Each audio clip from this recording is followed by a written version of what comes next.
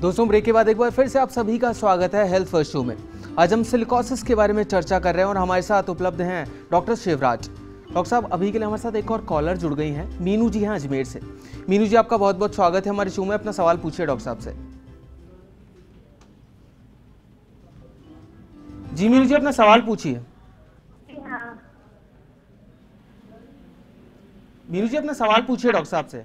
हाँ, एक भैया से बात कीजिए आप। हेलो जी, अपना सवाल पूछिए डॉक्टर साहब से अपना। हाँ, मेरा सवाल ये है कि मेरे पापा के पेट में साइड में पथरी बताइए। ठीक है, तो उसके लिए पेट में पथरी बताइए जी।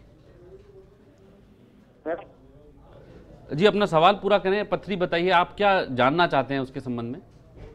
इलाज है कुछ?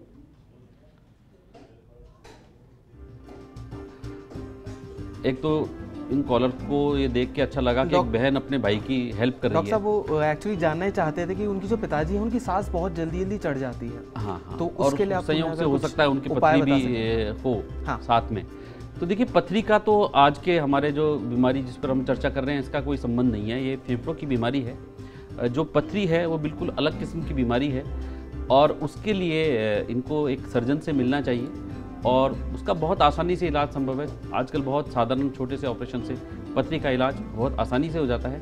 लेकिन ये बीमारी सिलिकोसिस नहीं है, इसके लिए इनको सर्जन की आवश्यकता पड़ेगी। डॉक्टर साहब, सिलिकोसिस के जो लक्षण होते हैं वो किस तरह के होते हैं कि आम आदमी किस तरह ये चीज़ देख सकता है कि हाँ भाई उसे सिलिकोसिस हो रही है? जी, वो जानना ये बड़ा महत्वपूर्ण है। सबसे पहले तो सिलिकोसिस बीमारी कुछ चुनिंदा लोगों में होती है जो कि ऐसा व्यवसाय कर रहे हैं जहाँ पे उनको क्वार्ट्स का एक्सपोजर है या अगर साधारण भाषा में कहें तो धूल का एक्सपोजर है।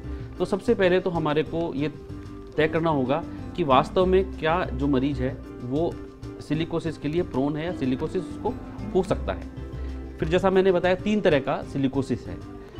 जब एक्यूट सिलिकोसिस होगा तो लक्षण बहुत तेज़ी से होंगे। 1 या 2 साल के अंदर ही उसको मरीज को बहुत तेज़ी से सांस भरने लग जाएगी।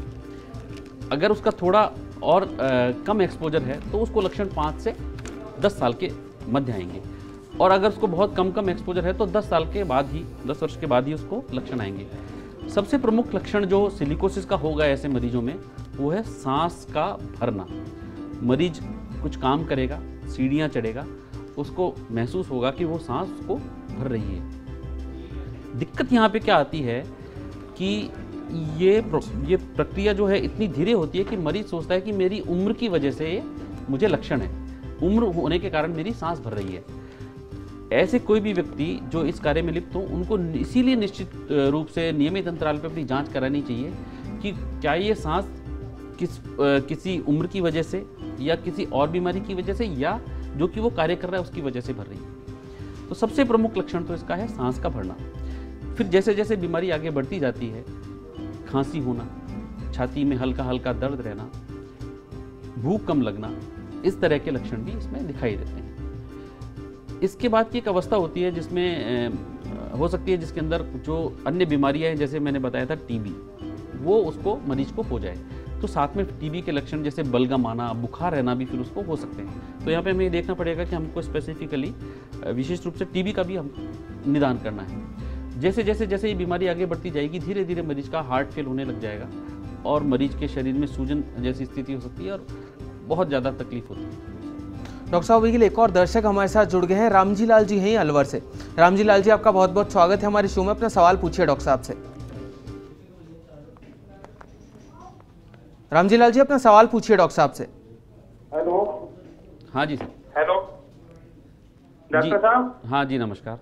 नमस्कार जी, मैं रामजी लाल बोल रहा हूँ भिवाड़ी से जी। जी डॉक्टर साहब, मैं तो थोड़ी सांस की दिक्कत रहती है, चलता हूँ, भागता हूँ, थोड़ा बहुत काम करता हूँ, सीढ़ी चढ़ता हूँ तो सांस फूलने लगती है, हल्का फुल्का बलगम आता है जी। तो मेरे को सांस की दिक्कत के बारे में पता करना था। जी जी। वैसे मैं बीड़ी वगैरह नहीं पीता हूँ। हाँ, हालांकि यहाँ धूल मिट्टी वाले इलाके में रहता हूँ, पत्थर के खदानों में भी मैंने काफी साल काम किया है। जी जी। तो ये सांस की दिक्कत के बारे में बताएं, मेरी समस्या दूर करें डॉक्टर साहब। देखिए, अगर आपने खनन का कार्य किया है, आप ऐसे व्यवसाय में जैसा आप बता रहे हैं आप लिप्त रहे हैं, तो आपको निश्चित रूप से सिलिकोसिस की संभावना है। तो आपको सबसे पहले ये करना चाहिए कि आप अपने निकट के स्वास्थ्य केंद्र पर जाएं और अपनी जांच कराएं।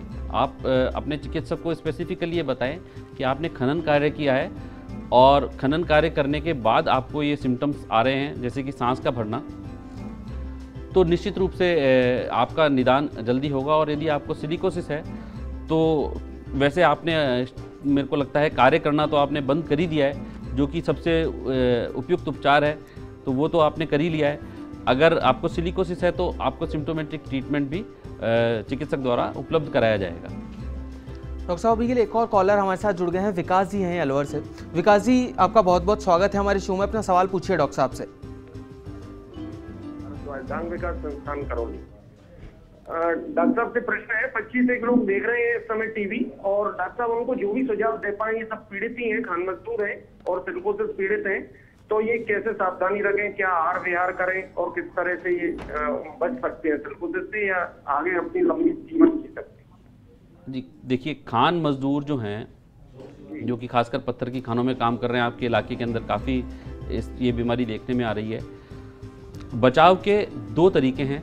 एक तो जो एनवायरमेंटल चेंजेस है जो हम खानों के अंदर उपलब्ध होने चाहिए। दूसरा है कि मरीज स्वयं अपनी कैसे सुरक्षा करे। तो जैसे मैंने पहले बताया कि मास्क का उपयोग कर सकते हैं, जो रेस्पिरेटर्स होते हैं और जो स्पेशलाइज्ड इनके मास्क होते हैं, या हीपा फिल्टर्स का यूज़ कर सकते हैं अगर खान मालिक चाहें तो। इसके अलावा मरीज जो है वो नियमित रूप से इसकी जांच कराए। मैं बार बार इस बात को जोर दे रहा हूँ कि बचाव ही उपचार है। तो अगर कोई व्यक्ति इस तरह का कार्य कर रहा है और नियमित रूप से वो जांच करा रहा है, तो बहुत ही अर्ली स्टेज में बहुत ही जल्दी उसकी बीमारी पकड़ने की संभावना है, और उस वक्त हम उसको इस कार्य से दूर कर देंगे तो ये बीमारी की रुकने की संभावना भी काफ़ी हद तक हो सकती है। तो सबसे ज़रूरी है कि नियमित रूप से इसकी हम जाँच कराएँ। इसके अलावा जब मरीज ऐसे काम करते हैं तो वहाँ पे ऐसे उपकरण काम में लें जिनमें पानी का प्रयोग होता है, जो कि पानी के माध्यम से धूल को उड़ने से रोक देते हैं। आजकल बाज़ार में काफ़ी सारे इस तरह के उपकरण उपलब्ध हैं। जब मरीज, जैसा मैंने पहले भी बताया कि मरीज जब घर जाए तो अपने कपड़े बदल कर और कोशिश करे कि नहा कर जाए और अपने कपड़ों को झाड़े नहीं। डॉक्टर साहब, इस महत्वपूर्ण जानकारी के लिए आपका बहुत बहुत शुक्रिया। दोस्तों, हेल्दी खाना खाएं, रोज़ एक्सरसाइज करें, आप हमेशा स्वस्थ रहेंगे। आशा करते हैं कि हमारे शो आपको बहुत पसंद आया होगा। डॉक्टर साहब, आपका हमारे शो में आने के लिए और दर्शकों को इतनी सारी जानकारी देने के लिए बहुत बहुत शुक्रिया। बहुत बहुत शुक्रिया, बहुत बहुत धन्यवाद। अगर आप भी जानना चाहते हैं अपनी बीमारी से संबंधित कोई भी जवाब, तो आप हमें कॉल कर सकते हैं, आप हमें ईमेल भी कर सकते हैं। हमारा ईमेल आईडी है healthfirst@firstindianews.com। अगले शनिवार फिर किसी नई बीमारी के इलाज के साथ होगी आपसे मुलाकात। तब तक के लिए दीजिए इजाजत। नमस्कार।